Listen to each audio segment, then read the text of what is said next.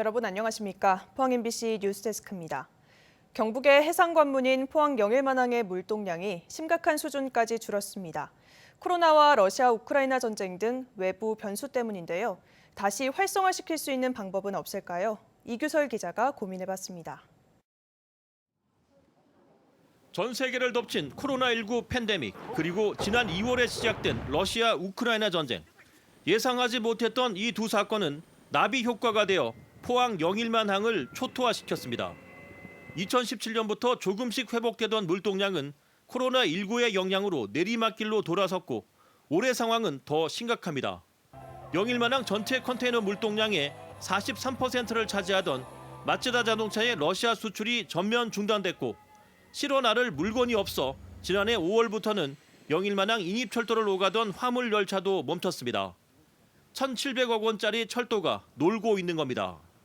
이처럼 예측하기 힘든 대외 변수들이 영일만한 물동량 감소의 직접적인 원인이지만 그렇다고 해서 이런 상황을 가만히 지켜볼 수만은 없습니다. 급한 불을 끄기 위해 선택한 응급 처방은 포항 영일만항과 부산 북항, 강원 동해항을 오가는 연안선 개설입니다.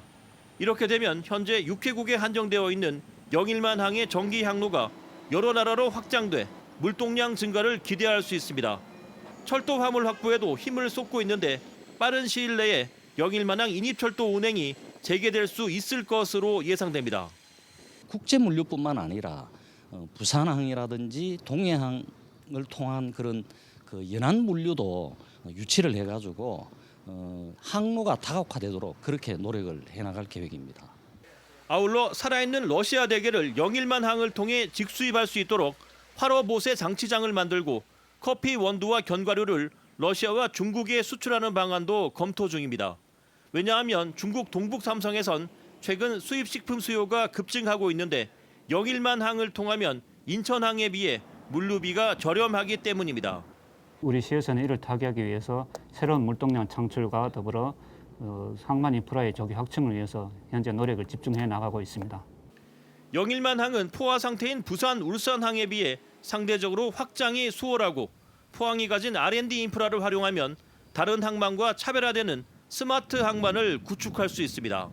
자동차 부품이라든지 그리고 우리가 전 항만에서 지금 모두 관심을 갖고 있는 친환경 선도형 항만으로 장기적 비전을 갖고 저희가 열심히 노력한다면 꼭 영일만 신항의 어떤 활성화 내지는 더 큰 발전이 있을 거라고 생각하고 있습니다. 장기적으로는 물류기업이나 대형 화주가 직접 참여해 영일만항을 운영하고 경상북도 물류공사를 만들어 대구 경북 통합신공항과 영일만항의 물류를 함께 관리하는 것이 영일만항 활성화에 도움이 될 수 있다고 전문가들은 조언하고 있습니다. MBC 뉴스 이규설입니다. 포항시는 K3 포항 비행장과 군 사격장 3곳으로부터 소음 피해를 겪는 주민들을 대상으로 보상금 지급을 시작했습니다. 시는 심의를 통해 3,700여 명에게 12억 원을 지급할 계획이며 8월 말까지 1차 보상금을 지급하고 이의를 신청한 대상자는 10월 말 보상금을 지급할 예정입니다. 지역별로는 청림동이 1,664건으로 가장 많고 동해면 1,031건, 인덕동 900건, 오천읍 356건, 장기면 73건, 흥해읍 10건입니다. 소음 피해 지역은 1, 2, 3종으로 구분되며 1종 지역의 경우 연간 최대 72만 원의 보상금이 지급됩니다. 신한울원전 1호기가 지난 2020년에 완공되고도 상업운전에 들어가지 못하고 있습니다. 원자력안전위원회가 원전 경납 건물 내 수소 제거 장치의 성능이 안전한지 실험을 통해 입증하라고 요구했지만 한수원 측은 정해진 검증 시한을 2번이나 지키지 못했습니다. 김영일 기자가 보도합니다. 신한울 원전 1호기는 지난 2020년 완공됐지만 원자력안전위원회가 운영 허가와 관련해 한수원 측에 단서 조항을 달았습니다. 원전 경납 건물 내 수소 제거 장치가 폭발 위험이 높다는 지적에 따라 한수원이 올해 3월까지 실험을 통해 안전성을 입증하도록 요구한 것입니다. 하지만 반핵 환경단체들은 원자력연구원의 실험 과정에서 불꽃이 이는 등 수소 제거 장치의 안전성을 신뢰할 수 없다고 주장해 큰 논란을 빚기도 했습니다. 신한울 1호기에 설치된 이 수소 제거 장치에 대한 조건을 달성하지 못했다고 보고요. 그렇게 본다라고 하면 운영 허가를 취소해야 된다고 생각합니다. 결국 한수원은 지난 6월까지도 실험 보고서를 제출하지 못했고 다시 10월까지 최종 보고서 제출 시한을 연장해달라고 요구했지만 원안위는 더 이상 기다릴 수 없다며 8월 말까지는 반드시 실험 결과를 제출하라고 의결했습니다. 현재까지 파 실험이 진행된 부분에 대해서 보고를 받고 추후에 더 필요한 실험이 있는지 혹은 조치가 있는지를 논의를 하자라는 취지에서 8월 말까지 일단 보고서를 제출을 받기로 한 겁니다. 한수원의 최종 실험 보고서가 차일피일 미뤄지는 가운데 다음 달 열릴 원안위 회의에서 어떤 결론이 나올지 관심을 모으고 있습니다.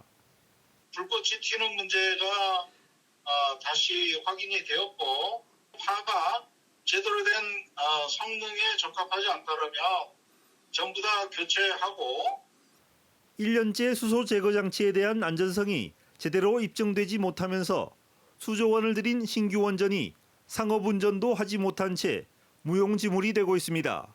MBC 뉴스 김형일입니다.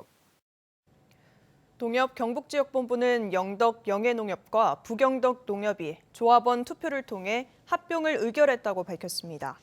두 농협의 합병은 농림축산식품부 인가를 거쳐 내년 3월 완료될 예정인데 총 조합원 3,600여 명, 총 자산은 3,300억 원 규모로 예상됩니다.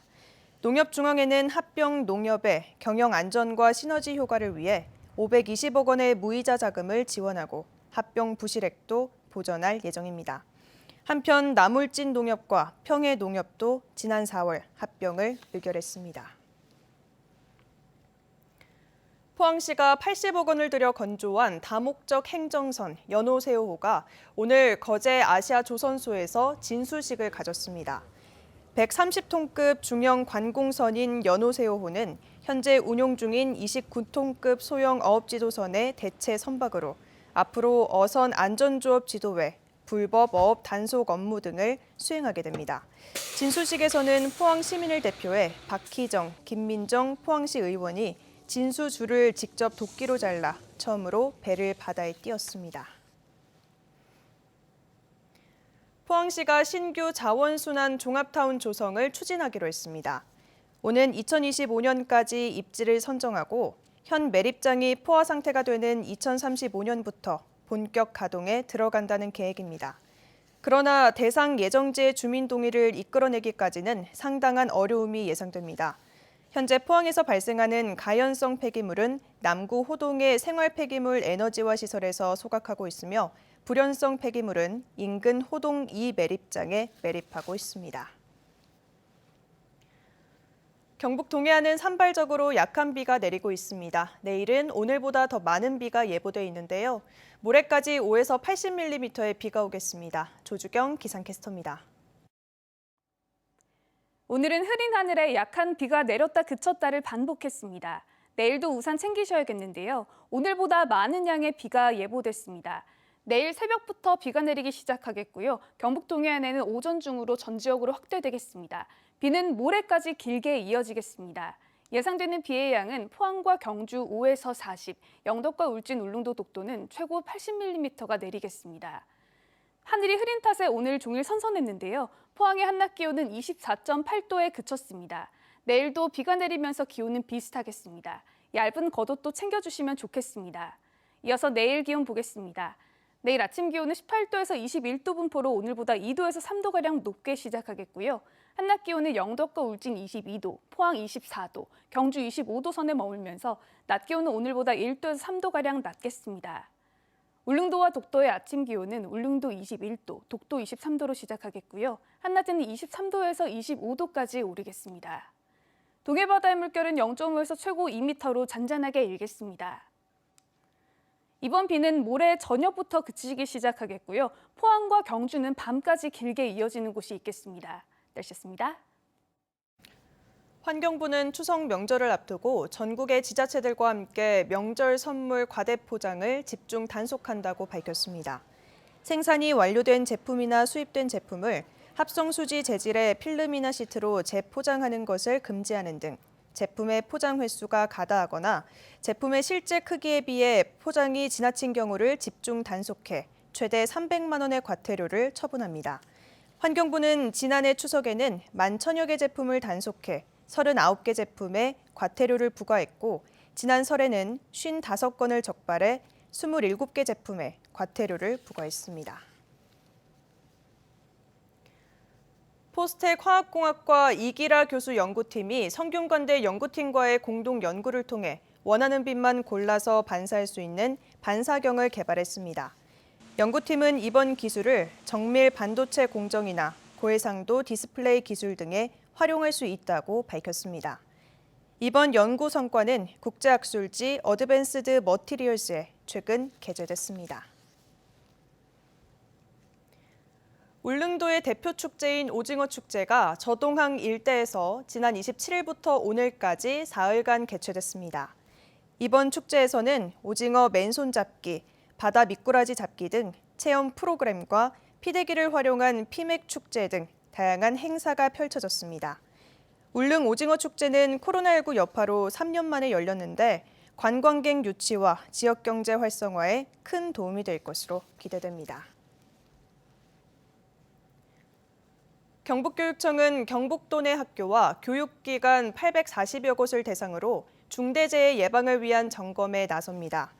점검 사항은 현장 위험 요인에 대한 개선 절차 마련 여부와 안전보건 예산 편성 현황 등입니다. 중대재해처벌법 의무 이행 사항에 대한 자체 점검 결과를 바탕으로 보완이 필요한 경우 다음 달부터 현장 점검 등을 실시할 예정입니다.